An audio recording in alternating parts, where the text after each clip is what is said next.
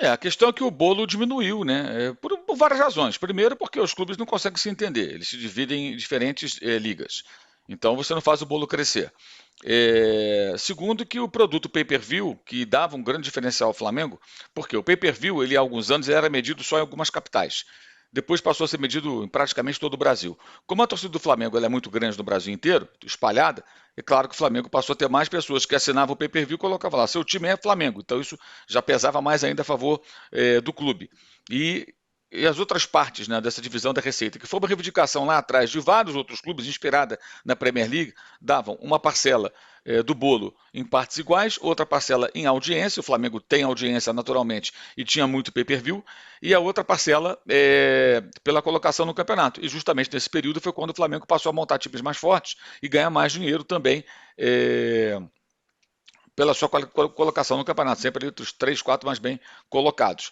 E aí passou a ganhar ainda mais em relação aos outros. Lá atrás, eu considerei isso um grande erro cometido pelos clubes que reivindicaram essa mudança sem estudar o cenário, achando que só copiar o que os ingleses fazem bastaria. O César Grafietti, na ocasião, lá no comecinho, ele fez deu uma entrevista, fez uma apresentação, na verdade, lá na ESPN, e mostrou que ia acontecer isso, exatamente o que aconteceu.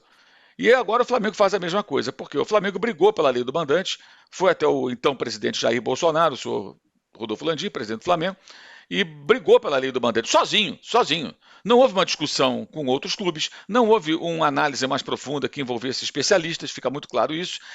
Se você procurar, hashtag pela lei do mandante, vai encontrar postagens de 2020 do Flamengo brigando pela lei do mandante. Né, defendendo uma maior concorrência, comparando com outras ligas. Por exemplo, o Brasileirão só tinha na época a Globo e a Turner. Aí o Flamengo postava lá Premier League, Sky Sport, BT Sport, Prime Video, que mostrando na época alguns jogos da Premier League, a BBC. A BBC, na verdade, mostra no Match of the Day, do programa tradicional da TV inglesa à noite, né, lances do jogo, não o jogo em si. E até da NFL, mostrando que a NFL pode ser vista nos Estados Unidos via CBF, Fox, Prime Video, ESPN, Network, NBC, enfim, vários canais. Ok, mas são mercados diferentes, mais maduros e que desenvolveram seus próprios modelos. O Flamengo fez a moda dele, foi lá e brigou por uma coisa achando que era vantagem. Pode até ser que no futuro, com o melhor desenvolvimento desse modelo, a lei do mandante torne-se algo interessante para os clubes de futebol, para o próprio Flamengo. Mas no momento foi um tiro no pé. Então o Flamengo fez um grande movimento, e isso significou a implosão do acordo com a Globo do Campeonato Carioca, que os clubes ganhavam uma quantia que só era menor do que os do Campeonato Paulista, e o Flamengo queria mais e mais e mais, e ficaram sem nada praticamente, com muito menos, né, pelo modelo que passou a ser feito para a venda do campeonato. O Campeonato Carioca até hoje não tem premiação para o campeão, o Flamengo acabou de ser campeão e não recebeu nenhum níquel, nem um centavo pelo título, né?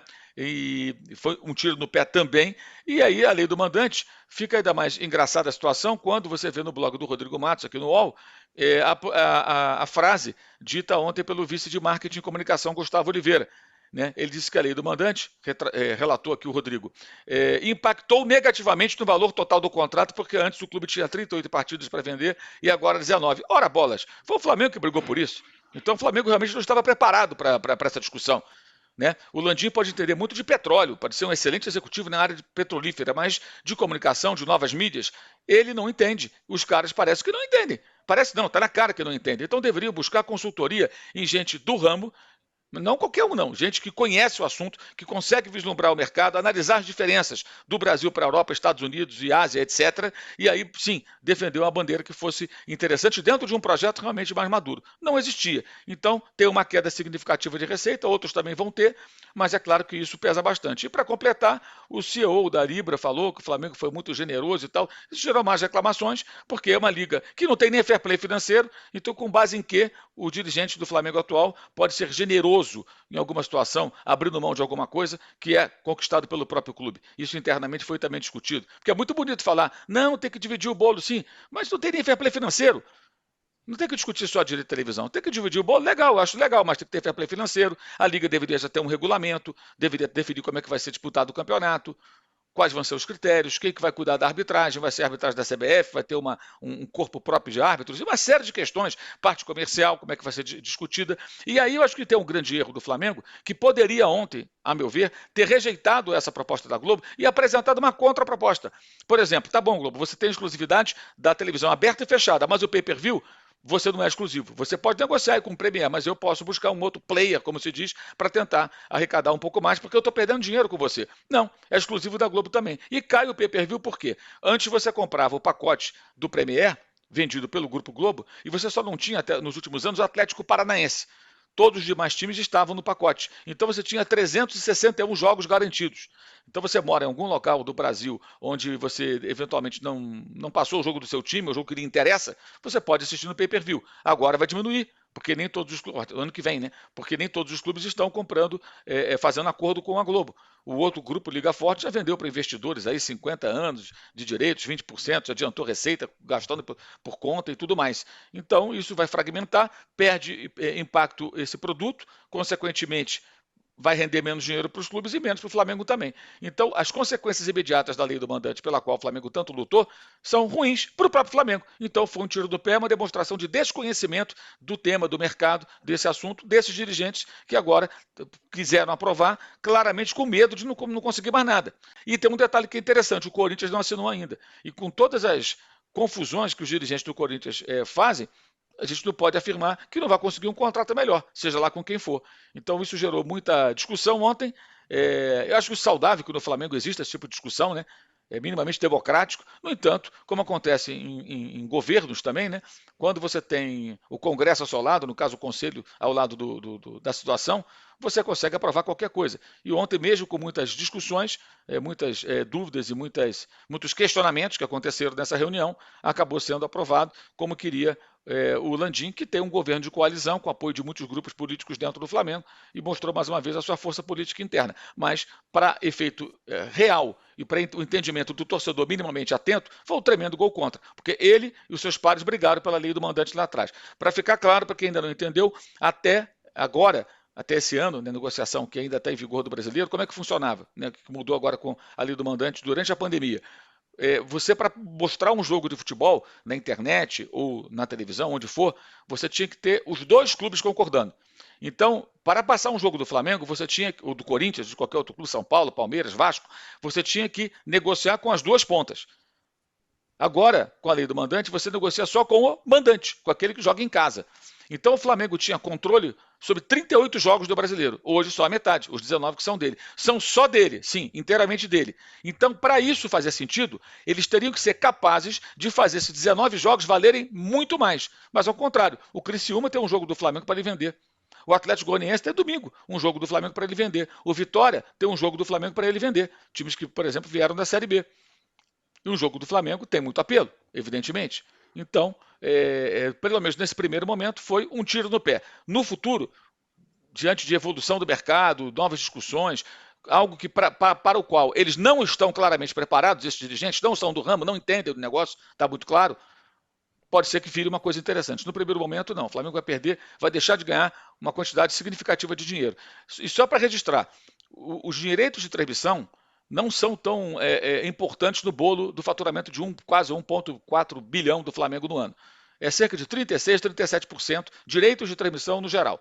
Tá? É uma quantia significativa, um pouco mais de um terço, mas ao contrário do que falam alguns desinformados, não é assim, o Flamengo só ganha dinheiro porque a Globo dá dinheiro, não tem nada disso, isso é cascata, isso é fake news, é um pedaço importante do bolo, como é para todo mundo, é para o Corinthians, para o São Paulo, para o Palmeiras, para o Inter, para o Grêmio, para o Vasco, para o Botafogo, para todo mundo.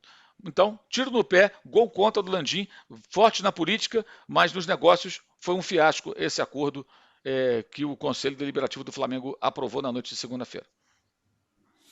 Muito bem explicado pelo Mauro, deu para entender direitinho. O Perrone, fica a impressão, né? O Mauro citou, né? Por exemplo, o Corinthians, que é outro que potencialmente também pode fazer com direitos de transmissão, dinheiro parecido com o do Flamengo. Fica a impressão que o negócio do Flamengo, bom, de uma forma geral, ruim para o futebol brasileiro, para os clubes todos, que eles não consigam se acertar numa liga e negociar isso de forma conjunta, né? Esse é um processo que começou lá há 12, 13 anos atrás, de individualização dos negócios, das negociações, dos contratos, que para mim foi péssimo para o futebol brasileiro de uma forma geral. Agora, fica a impressão que se os outros também fizerem acordos ruins, é isso aí, diminui o bolo para todo mundo, mas o Flamengo tem mais receitas, como disse o Mauro, vai continuar nadando de braçada. Se outros concorrentes mais diretos, né? Leia-se, Corinthians, São Paulo, Palmeiras, né? conseguirem fazer acordos melhores do que o do Flamengo, o Flamengo pode ter perdido aí uma vantagem importante que ele tem, né, de ganhar mais dinheiro com os direitos de TV.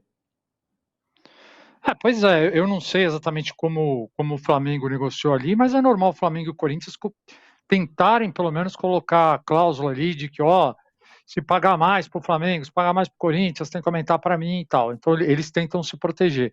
Mas o que eu acho muito ruim para o futebol brasileiro é que, de novo, a gente está diante dessa situação. Os caras pensam primeiro na grana da TV, e depois no campeonato, ou nem pensam no campeonato. Se você vai vender um imóvel ou alugar um imóvel, a primeira coisa que você faz é ajeitar o imóvel, pintar, arrumar o que tem que arrumar, aí você vai colocar para alugar e você vai conseguir um valor melhor. No futebol brasileiro, não. Os caras querem primeiro ganhar, pensar em ganhar mais, e não arrumam o produto, não embalam o produto. Não, então, assim, eles querem ganhar muita grana com a TV, só que eles não se preocupam com o fair play financeiro, com um mecanismo que garanta que os gramados são bons, uma maneira efetiva de melhorar a arbitragem.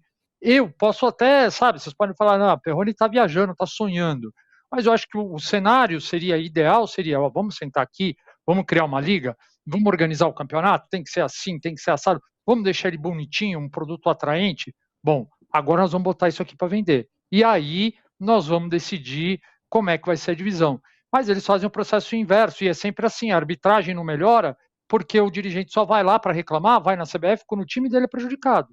Ninguém vai lá, raramente, a gente já teve algum movimento ali, mas coisa que eu considero tímida, vai pegar, sentar todo mundo e falar, olha, a gente quer isso, quer aquilo, tem que ser assim a arbitragem. Então não vai. Então, enquanto os caras não entenderem que eles precisam melhorar o produto para ganhar mais grana vendendo o produto, vai acontecer esse tipo de coisa.